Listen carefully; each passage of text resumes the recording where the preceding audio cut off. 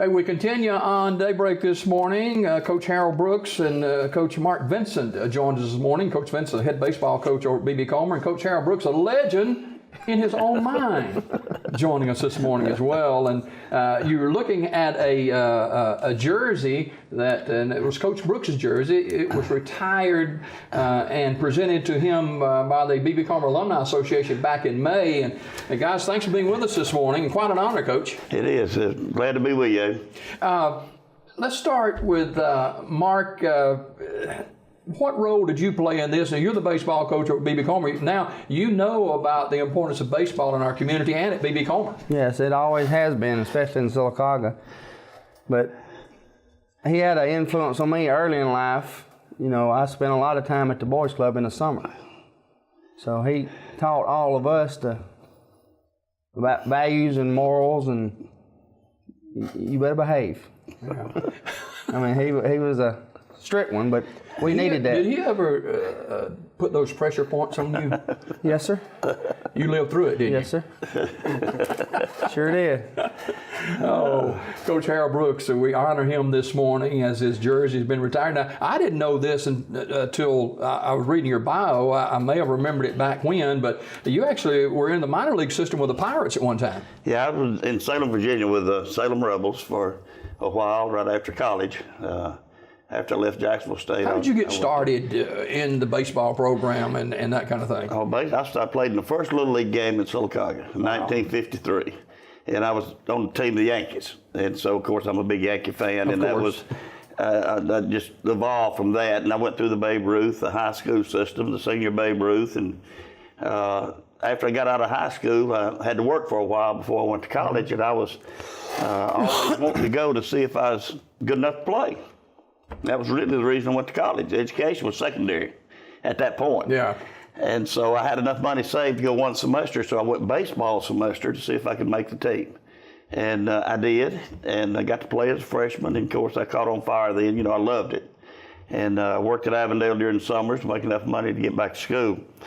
And after my junior year, I had an opportunity to sign with Pittsburgh, and it was exciting. Signing bonus a little bit different then. Oh yeah, right. A Jack's hamburger instead of $1 million. As a matter of fact, I signed my contract on the back of a car in front of Jack's Hamburgers in Anniston, Alabama. Oh wow! What an occasion, right? Big time. Was the mass media there for that? Yeah, it sure was. Me and the scout.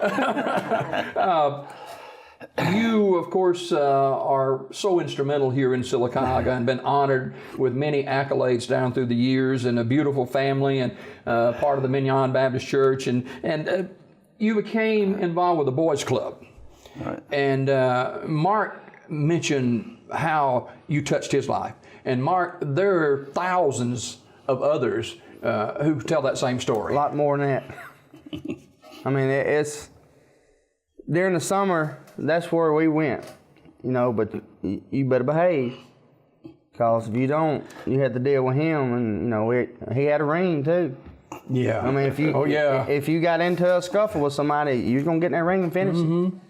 But, I mean, he taught us discipline, taught me how to work out. I started working out down there when I was 12. Wow. You know, and that taught me that if you play sports, you need to work out. Now, you, Coach, how'd you get involved with the Boys Club to start with? Oh, well, I came up through the Boys Club when it first started here in Sylacauga back in the 1950s, and as a member. And then during high school, like football practice, I was a cleanup boy. I'd go sweep the gym or sweep the building and then have a gym. And with Mr. James Walker, and got interested in it. And when I got out of college, my first job was with the Boys Club in Chattanooga. And I was there for about a year and a half. And then came back to Comer. Folks got sick, came back home, and had the opportunity to coach at my high school at Comer. And of course, you know, everybody wanted to go back to their high school. I was going to be another Bear Bryant, you know, and come home and do a big deal, and this, that, and the other. But I had the privilege of coaching with Coach Overton for 5 years, him and Coach Hayes and L.C. McMurphy. And I'm going to tell you, that group of guys were about as good a group of guys. That was a good time for you, wasn't it? It was great. And of course, you were in school there at that time, and Randy and the rest of the guys there. And school was a lot different in the 60s and 70s than what we deal with today. But we had a lot of fun. I mean, we was tough, but we had a lot of fun doing it. And I just enjoyed that. And then after my 5th year, I had an opportunity to go to the boys club here. The director was moving on to a bigger club in Dothan, and he came by, and I went to interview for the job, and I told him, we'll just have to pray about it and see what the good Lord wants us to do. And that's what we did. And so 40-something years later, now you know the rest of the story, right? Of the story. Been there about You had to be very pleasantly surprised and being honored with your jersey being retired. Very much so. Usually Randy and Mark and the alumni group pulled this one on me. I mean, I had no clue. We caught him completely off guard. Right. And that's unusual. Very unusual. Most of the Completely. time I got wind of what's going on, around or whatever, but I had no clue, none. And I even saw my family there and still didn't have a clue. Of course, I'm not the smartest apple on the tree either. That's a sign you're getting older too, man. That's true. But how did that develop, Mark? Me and Randy had talked about it previously, like a year or so before that, just trying to figure out how we could get it done because he has meant so much to Comer School and this community. And then we just kind of got the ball rolling, and even that night, I talked to him about it. So he had no clue what was fixing to happen. And there's a special story about this frame too, Coach. Yeah, my boys made the frame out of an old table we had at home. They wanted to talk to Randy. I didn't know this either. I didn't know any of it. And they grew up eating on, and so Jay and Jody put it together and wanted the frame, for them to be a part of. But what's really special, I guess, to me is, of course, it's a great honor. Don't get me wrong. It is that. And I appreciate them all. But coming from Mark and Randy and the alumni group that a lot of them I had the opportunity to teach the 5 year I was at Comer with Biddy and all that group that's real active in this. It really meant a lot to me because it's young people I had a dealing with instead of somebody I didn't know, How were they able to get the jersey out of your closet? Well, they didn't get that. That didn't come out of my closet. Oh, okay. Okay. Coach Harold Brooks being honored as his jersey being retired, a great gentleman that many of you know, and he's impacted through the Boys Club many families in our community. And as a matter of fact, you got a son that's heading up the Boys Club now. I do. Jody is running the Boys Club, and he's done an outstanding job. He really has. He's stepped in. We hadn't missed a beat. As a matter of fact, he's probably upgraded. I'm old school. He's new school. Mm-hmm. I'm not a technology person, and Jody can do a lot of things with the kids there that I couldn't do. How does it feel, Coach, to hear people like Mark and hundreds or thousands of others say, "Hey, you made an impact in my life"? That makes it worth the work. I mean, that's the best thing could happen.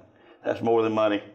That's more than anything you can do to know that, maybe somewhere down the line something was said or done that made a difference in somebody. We've had, we'll average anywhere from 300 to 400 kids a year. And if you can change one, and don't get me wrong, I'm not patting me on the back, but by the Boys Club itself being here, and Jody with an opportunity of working with these kids, he'll be able to make a difference in a lot of kids' lives who don't have. And, we deal with a lot of kids who don't have. Mm-hmm. We deal with a lot of kids from single-parent homes that don't get a lot of discipline, as Mark was talking about. And sometimes that may be the only discipline they get. But some of the ones that you're the most toughest on are the ones that always come back to see you. I know I won't name them, but I got 2 or 3 that would probably at one time would have left a cut in my throat just to watch me bleed. Mm-hmm. And every time they come back in Sylacauga, they don't miss coming by the Boys Club. They'll come by, they'll have a pizza party for the kids, or they'll, give enough money to do something special for the kids. So that's important. Club is now the Harold Brooks Boys Club of Sylacauga. In 2006, the coach was awarded a Distinguished Graduate Award by the B.B. Comer School. 2016, he was awarded the B.B. Comer Distinguished Alumni Award. And so many other awards that he has been recognized for down through the years. And we wanted to get him in here this morning along with Mark and Randy and showcase the retirement of the jersey. And that's a big deal. I've never had a jersey retired. Have you, Mark? No. Matter of fact, I don't think they let me wear a jersey very long. But hey, thank you both for coming in this morning. Thank you for having me. Coach, last word with you this morning. Encourage parents and grandparents about their kids and grandkids? There's no doubt. In today's society, particularly, parents are real busy, and a lot of times they don't have time or don't take time to spend a lot of time with their kids. But spending time with your kids is important, very important. And so many are being raised by grandparents now, Mm-hmm. and grandparents are like me. They're not social media updated. And if you're not real careful with that, you can get in a mess with that real quick. And I have to call my young granddaughter to come straighten out my telephone. I'm not there. But parents need to be real aware of what's going on around them with their kids. Mark Vincent, thank you for being with us this morning as well. Randy, thank you for being here this morning. Coach, always a pleasure, my friend. Thank you, Abe. More Daybreak right after this.